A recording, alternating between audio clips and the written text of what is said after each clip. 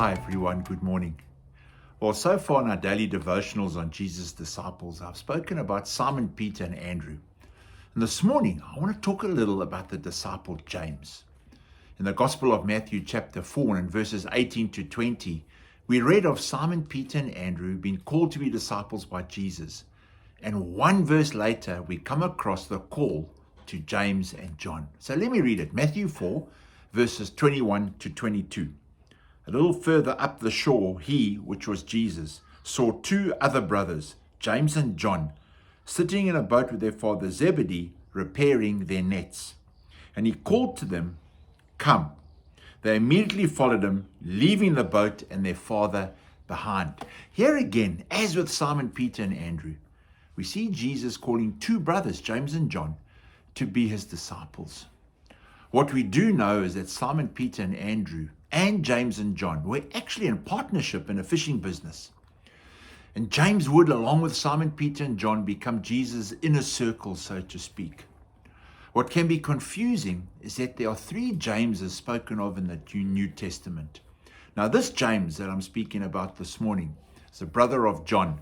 And there's another James, son of Alphaeus, who was also called to become one of Jesus' disciples. And James, who was the half-brother of Jesus, who never became a disciple, but did later, after Jesus' ascension to heaven, become the leader of the church in Jerusalem. Now, the James I'm talking about today is the only disciple whose martyrdom is recorded in the Bible. You can find that in Acts 12, verse 2.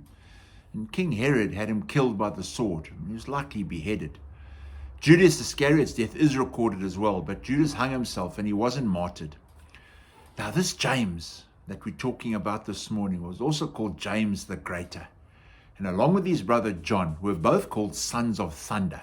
Now, we're not sure why, but it might have something to do with their passion for following Jesus.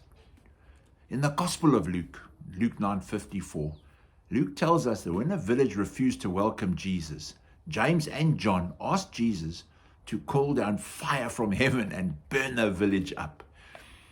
For me, James reminds me of a man sold out for Jesus and a man who was close to Christ. When it came to a time of persecution for his faith in Jesus, James didn't waver and he paid the ultimate price for his faith in the end. The question this morning is, where do you stand with Christ? Is he an add-on in your life or is he front and center? And the question for you and I would be, what would you lay down for him? Amen.